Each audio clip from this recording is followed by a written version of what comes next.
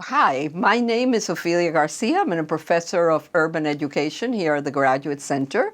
And today I've been asked to discuss translanguaging.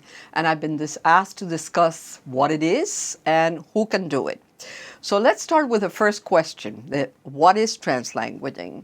So translanguaging is the use of the children's full linguistic repertoire to make meaning without thinking of the fact that they have one language that is different from the other. So bilingual children have one language system with linguistic features that, of course, are associated with one language or the other, but they also learn to suppress certain features depending on the communicative situation in which they're at. Translanguaging is also a way of teaching, a pedagogy that builds on on those fluid language practices that bilingual children have, a pedagogy that allows children, for example, to read in one language and then discuss in another, or to read in one language and write in another. So a way of using all the linguistic resources in order to make meaning. One question that we are often asked here at CUNY-NYSIEB is whether translanguaging means the same thing as code switching. And of course, code switching and translanguaging are epistemologically different. The idea being that when you code switch, you are really going from one named language, one national language, to another. And it is an external viewpoint. It's a viewpoint of nation states, of schools. It's looking in. Whereas translanguaging has a very different meaning because translanguaging is an internal viewpoint. What is it psychologically that bilinguals have? What is their mental grammar like? And the mental grammar, of course, is constructed through social interaction. But indeed, what bilinguals have is one language system with features that, of course, correspond to one language or the other. So epistemologically, they're very different concepts because the code switching is external. It's an external viewpoint of languages. Translanguaging is internal. Translanguaging has to do with what the child has, the resources, the communicative resources that children have to make meaning, to learn, and that teachers can then leverage in order to teach. So that is the first thing I wanted to explicitly talk about, the fact that we're not talking about code switching, and we're not talking about random translanguaging. We're talking about a strategic way to use the children's full language repertoire, all their resources, in order to get the children to learn. So it is very different. Another question that we're often asked is whether translanguaging is something that everyone can do, or that teachers in different types of programs can do. And of course, the answer is yes. If you have a stance, a belief that indeed bilingual children have one language repertoire, that you cannot just add a whole language whole, but that indeed the features are in a continuum, that there is an interaction among the features, then all programs can do that, and all teachers can do that, and all children can do that. So the idea that a monolingual teacher can do translanguaging in classrooms, of course, but it takes a different type of teacher. It takes a teacher who does not see herself or himself as the authority in the class. It takes a teacher who can be a co-learner. It takes a teacher who can take the children's existing resources and leverage them in order to make meaning and make sure that they then leap forward in their performances in one language or in two languages. But the idea being that anyone can do that, but that the way in which a bilingual teacher does translanguaging and a way in which a monolingual teacher does translanguaging differs. It differs because the monolingual teacher has to, of course, rely a lot more on the children themselves, on the community and the parents, on texts that they can bring in, on technology to support the learning so that they have to do things differently. But today, with all our technology, with Google Translate, and with, again, I'm saying this, with a positioning of being a co-learner, so that you have a stance that you can also learn from the children, because the children are bringing in features and understandings that you don't have. Then if it's a two-way street, of course one can translanguage. And I would say it's the only way to make meaning, and it is the one thing that everybody needs to do in order to be to successfully develop their language, develop their ways of knowing, develop content, develop their social, emotional identities. And of course, I think for society, developing a more just society, a more equitable society that does not establish these linguistic hierarchies in which we often perform. So that's as far as teachers who are monolinguals or English medium education.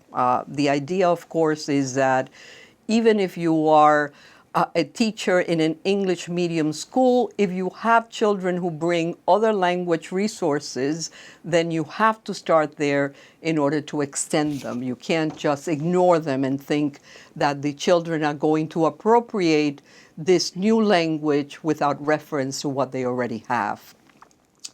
And how about a dual language bilingual classroom? Notice that I'm saying dual language bilingual, and the reason being that we want to emphasize that the dual language type of program is indeed a bilingual program. And again, there is a need for spaces for one language or the other, especially if you're dealing with teaching a language that is minoritized. So there has to be opportunities, affordances for the children to be able to practice those features, and you as a teacher have to encourage that. But I think what cannot happen is the complete isolation of the two languages, because bilingual children live as bilingual individuals. They do not live as two monolinguals in one. And therefore, the idea has to be that they have to really appropriate this bilingual identity, and they have to be able to understand what the differences are. And if we don't put those two languages alongside each other, if we don't build those relationships, then the children will never be able to do it for themselves. So there has to be also a space in a dual language bilingual classroom, or even in a transitional bilingual education classroom, to do two things. One is, of course, to design your spaces, whether in English or Spanish or Chinese or Japanese or whatever other language you're teaching, but to design those spaces as spaces in which the children can perform, of course, in those languages, so that they get practice performing in those languages, but at the same time with some flexibility, because not all children will be at the same level, and you have to adapt, of course, your language use, your languaging, to whatever the children are bringing. So there has to be some flexibility to shift at times, even though the design has to be clear. Again, I'm repeating, translanguaging is not random. Translanguaging is strategic, it's meaning-making. You have to plan for it, just the same way that you plan your language objectives and you plan your content objectives. You also have to plan your translanguaging objectives, and to think of what are the strategies which you are going to go through in this guide. What are the strategies then that one needs to use in order to make sure that the children learn? So so one has to do it that way. So besides the shift and besides the design, I think that there's also space for some time during bilingual instruction, during dual language bilingual instruction, to put the two languages together. And that can be a number of events. It could be that once a day you compare and contrast the languages of the children. If you don't put it together for them, who's going to do it? It could mean that you do that once a day, once a week, but you have to help them do that for themselves. You have to bring it together.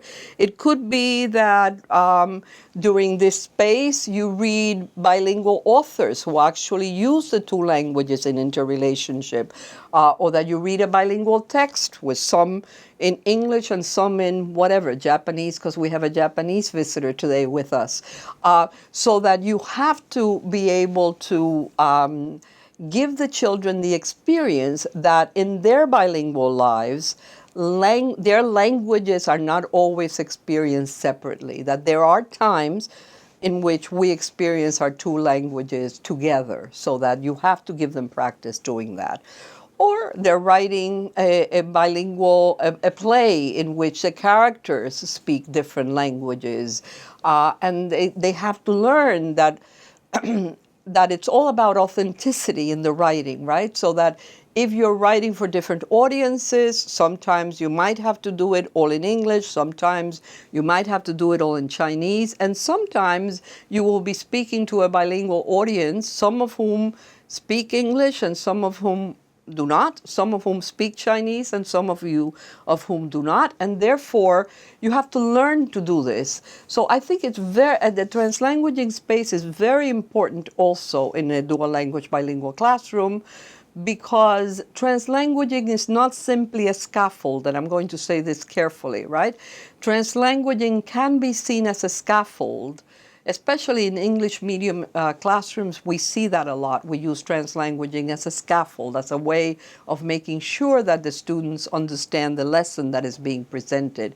But translanguaging can also be transformative. It can transform the ways in which we think about bilingualism. It can transform the ways in which children think about themselves, not thinking that one language is more important than the other, but seeing them in complete interrelationship and as part of their authentic beings rather than being two very separate languages.